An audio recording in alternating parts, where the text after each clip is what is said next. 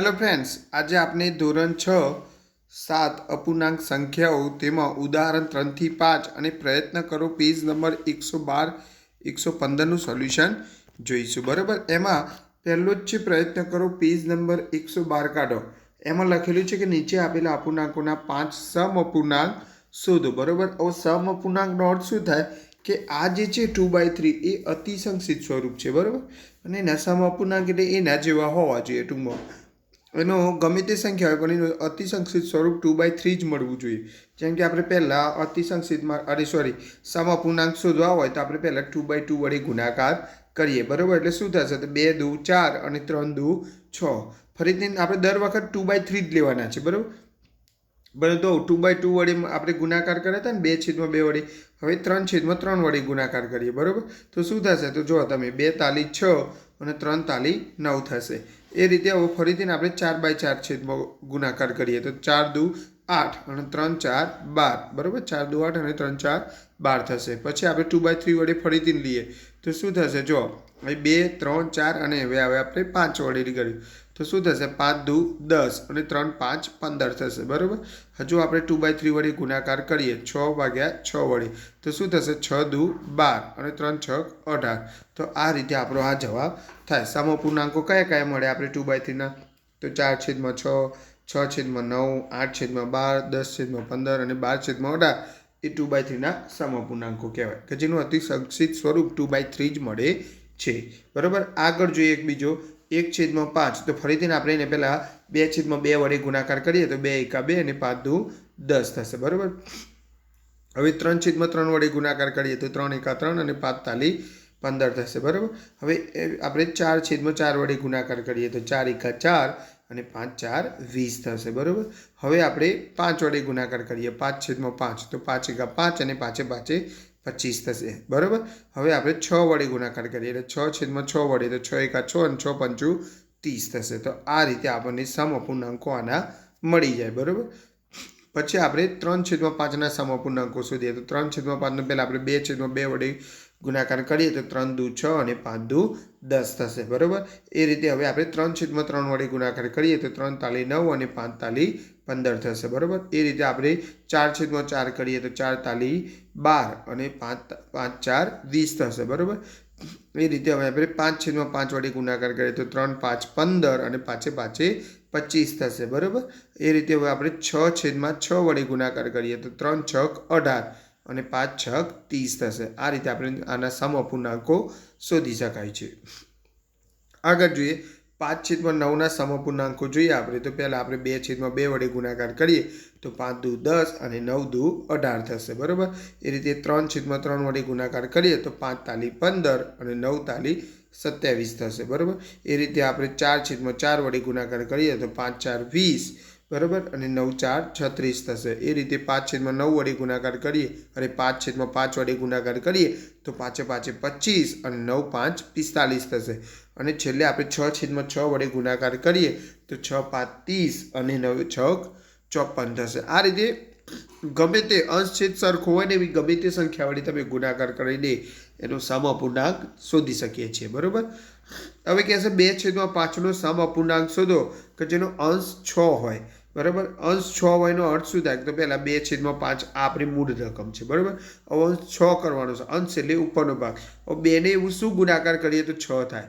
તો 2 3 વડે ગુણાકાર થાય તો જવાબ 2 તાલી 6 થાય. એટલે કે 3/3 વડે આપણે ગુણાકાર કરી દઈએ. બરાબર. કોના વડે? 2 તાલી 6 થવાના છે ને એટલે આપણે 3 છેદમાં પણ એ જ લેવું પડે. જો અંશ અને છેદ 2 ગુણાકારમાં સરખા જ લેવાના. બરાબર. એટલે આપણે મૂળ અતિસંક્ષિપ્ત સ્વરૂપ જળવાઈ રહે, બદલાઈ જાય નહીં. બરાબર. હવે આપણે જવાબ જોઈએ તો ઉપર શું થાય? 2 તાલી 6 જે આપણે અંશ જોતો હતો એ આવી ગયું. બરાબર. તો નીચે શું થશે? તો 5 તાલી 15. દાખલા નંબર 4 જોઈએ આપણે 15/35 એનો સમઅપૂર્ણાંક એવો શોધો કે જેનો છેદ 7 હોય. બરાબર. હવે આપણે એ જોઈ શકીએ છીએ. બરાબર. કે અહીંયા છેદ 7 એટલે કે 35 ને એવો કેટલા વડે આપ તો મોટી સંખ્યા છે એટલે ભાગાકાર જ હોય. જો નાની સંખ્યા હતી આપણે 6 સુધી જવાનું હતું, 2 નાના હતા એટલે આપણે ગુણાકાર વિચાર્યું. પણ અહીંયા 35 છે એ 7 કરતાં મોટા છે તો આપણે ભાગાકાર વિચારવાનો. જો નાની સંખ્યા હોય તો ગુણાકાર કરવાનો અને મોટી સંખ્યા હોય તો ભાગાકાર કરવાનો. તો 35ને 7 સુધી પહોંચવાનો છે. તો એવું વિચારવાનું કે 35ને કેટલા વડે ભાગાકાર કરીએ તો 7 આવે. તો 35ને 5 વડે ભાગાકાર કરીએ. કેટલા વડે? 5. તો 5ના ઘડિયામાં 35 ક્યારે આવે? 5 7 35. તો 7 વધે. બરાબર. તો ઉપર પણ 5 વડે જ ભાગાકાર કરવો પડે. બરાબર. નીચે 5 વડે ભાગાકાર કરે તો ઉપર પણ 5 વડે જ ભાગાકાર કરવો પડે. એ રીતે જો હવે 5ના ઘડિયામાં 15 ક્યારે આવે? તો 5 તાલી 15. 5ના ઘડિયામાં 35 ક્યારે આવે? તો 5 7 35. જો છેદ 7 જોતું તો આપણે 7 આવી ગયો. ટૂંકમાં જેમ ગુણાકાર અંશ અને છેદ સરખો થવો જોઈએ એમ ભાગાકાર પણ અંશ અને છેદ સરખો જ થવો જોઈએ. બરાબર. હવે દાખલા નંબર 5 આપેલો છે કે 2/9નો સમઅપૂર્ણાંક શોધો કે જેનો છેદમાં 63 હોય. બરાબર. ઉદાહરણ 5 આપેલું છે કે છેદમાં કેટલા આવવા જોઈએ? 63 જ આવવા જોઈએ. તો 2/9 બરાબર ગુણ્યા. હવે આપણને ખબર છે કે અહીંયા 9 આપેલા છે અને આપણે પહોંચવું છે 63 સુધી, એટલે કે મોટી સંખ્યા સુધી. તો આપણે ગુણાકાર કરવો પડશે. હવે 9ને કેટલા વડે ગુણ્યા તો 63 આવે? પહેલાં આપણે એ નક્કી કરી લઈએ. તો 9ને 7 વડે ગુણવા પડે. કેટલા? 7. તો જ 9 સત્તું 63. તો આપણે 7 લખી શકીએ છીએ. તો અંશ અને છેદમાં આપણે 7 અને 7 લખીશું. બરાબર. હવે ગુણાકાર કરીએ તો ઉપર શું થશે? 7 દુ 14 અને 9 સત્તું 63. જો પ્રશ્ન હતો એવો આપણે જવાબ મળી જાય છે. બરાબર. હવે કહે છે અતિસંક્ષિપ્ત સ્વરૂપ શોધો 15 અને 75નું. તો આપણે જો પહેલાં 15ના બધા અવયવ પાડી દઈએ. બરાબર. 3 5 15 થશે. પછી 5 એકા 5. આપણે બધા જે અવયવો છે એ અવિભાજ્ય જ લેવાના છે. બરાબર. એટલે આપણને ઇઝી પડે અતિસંક્ષિપ્ત સ્વરૂપ શોધવા માટે. હવે આપણે 75ના અવયવ પાડીએ. 75માં 3 વડે ભાગ ચાલશે. બરાબર. 25 તાલી 75. પછી શું થશે? 5 5 25 અને 5 એકા 5. હવે અતિસંક્ષિપ્ત સ્વરૂપ માટે એટલે કે 15/75 માટે પહેલાં ઉપર આપણે 15ના અવયવ લખીશું અને નીચે આપણે 75ના અવયવ લખીશું. બરાબર. ઉપર આવ્યા 3 ગુણ્યા 5 અને નીચે આવશે 3 ગુણ્યા 5 ગુણ્યા 5. જે સરખા હોય એને આપણે દૂર કરીશું. તો ઉપર કશું નથી વધતું તો શું લખીશું? 1. અને નીચે કેટલા વધ્યા? 5. તો આનો અતિસંક્ષિપ્ત સ્વરૂપ 1/5 થાય. બીજું જોઈએ 16/72. તો પહેલાં આપણે 16ના અવયવ પાડીએ. બરાબર. 8 દુ 16 થશે. પછી 2 4 8 થશે અને 2 દુ 4 2 એકા 2 થશે. એ રીતે 72ના અવયવ પાડીએ આપણે. બરાબર. 72ના કેટલા થશે? તો 2 36 દુ 72. ટૂંકમાં જે પણ સંખ્યા હોય ને એના અડધા હોય ને એ 2 વડે ભાગ ચાલે એવું કહેવાય. ખબર પડી? જે પણ સંખ્યા હોય એના અડધા કરી દેવાના તો 2 વડે ભાગ ચાલે છે એવું કહેવાય. તો 18 દુ 36. પછી એના અડધા કેટલા થશે? તો 9 દુ 18. હવે 9 તો એકી સંખ્યા છે એટલે 2ના ઘડી એમ ના આવે પાછું.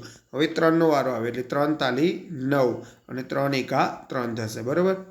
હવે 16/72.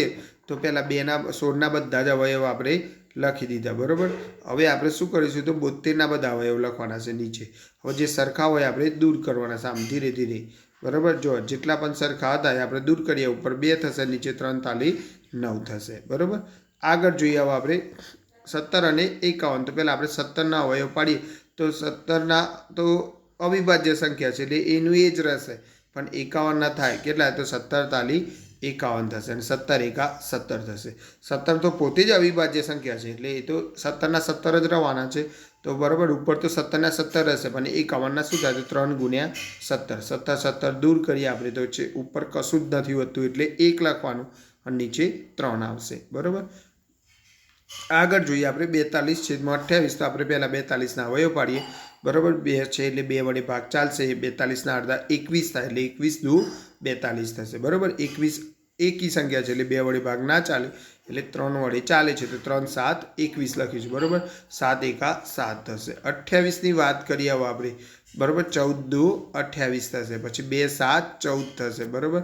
7 એકા 7 થશે. હવે શું થશે? તો ઉપર 42ના અવયવ લખીએ. 2 3 7. 2 ગુણ્યા 3 ગુણ્યા 7 અને નીચે 28ના 2 ગુણ્યા 2 ગુણ્યા 7. સરખા સરખા દૂર કરીએ. 2 2 ઉડી જશે. પછી 7 7 પણ ઉડી જાય. તો ઉપર વધે 3 અને નીચે વધે 2 એટલે 3/2 થશે. બરાબર. તો આગળ જોઈએ આપણે 80/24. બરાબર.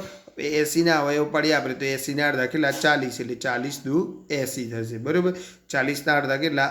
20 એટલે 20 દુ 40 થશે. 20ના અડધા કેટલા? 10 તો 10 દુ 20 થશે. 10ના અડધા કેટલા? 5 તો 5 દુ 10 થશે. હવે 5ના અડધા ના થાય કારણ કે એકી સંખ્યા છે. બરાબર. એટલે શું થશે? 5 એકા 5 કારણ કે 5 પોતે અવિભાજ્ય સંખ્યા છે. બરાબર.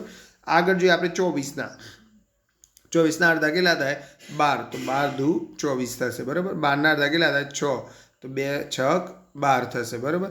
6ના અડધા કેટલા થાય 3, તો 2 તાલી 6 થશે અને 3 એકા 3 થશે બરાબર. હવે 80/24, તો 80ના તમામ અવયવો કયો થશે 2 ગુણ્યા 2 ગુણ્યા 2 ગુણ્યા 2 ગુણ્યા 5 થશે અને 24ના 2 ગુણ્યા 2 ગુણ્યા 2 ગુણ્યા 3 થશે બરાબર. સરખા 2 ઉડી ગયા, ફરીથી 1 2 દૂર થશે, ફરીથી પણ 1 2 દૂર થશે. હવે ઉપર કેટલા વધે છે તો 2 ગુણ્યા 5 એટલે 2 5 10 અને નીચે 3, તો આ આપણું અતિસંક્ષિપ્ત સ્વરૂપ થશે બરાબર. હવે આપણે એમ કહે છે કે 49/64 એ તેના અતિસંક્ષિપ્ત સ્વરૂપમાં આપો. તો પહેલાં આપણે 49ના અવયવ જોઈએ, તો 7 7 49 અને 7 એકા 7 થશે. હવે 64ના અવયવ જોઈએ આપણે, તો કેટલા થાય 32 દુ 64, પછી 16 દુ 32, 2 8 16, 2 4 8, 2 2 4 અને 2 એકા 2. આ રીતે 64ના અવયવ થશે. હવે આપણે એ જોઈ શકીએ છીએ કે 49 અને તો આમ આપણે જોઈ શકીએ છીએ કે ઉપર 49ના અવયવ 7 ગુણ્યા 7 થશે બરાબર અને નીચે 64ના અવયવ જે છે આ બધા 2 થશે બરાબર. 2 કેટલી વખત થશે તો એ આપણે જોઈ લઈએ બરાબર. તો કેટલી વખત થશે આપણે જોઈએ 1 2 3 4 5 6, એટલે 6 વખત 2 થશે. પણ અંશ અને છેદમાં કોઈ પણ અવિભાજ્ય અવયવ સરખા નથી, તો કોઈ પણ આપણે અવિભાજ્ય અવયવ દૂર કરી શકતા નથી. એટલે એનો અર્થ એમ થાય કે જે અપૂર્ણાંક છે એ જ આપણો અતિસંક્ષિપ્ત સ્વરૂપ છે, એ જ આપણો જવાબ બરાબર. ખબર પડી? તો આગળ જોઈએ તો આ અહીંયા આપણો વિડીયો પૂરો થાય છે. વિડીયો ગમે હોય તો સબસ્ક્રાઈબ કરજો, ચેનલ લાઇક કરજો અને જેની જરૂર હોય બરાબર સ્ટુડન્ટ સુધી આ વિડીયો ચોક્કસથી પહોંચાડજો. Okay, by, good bye.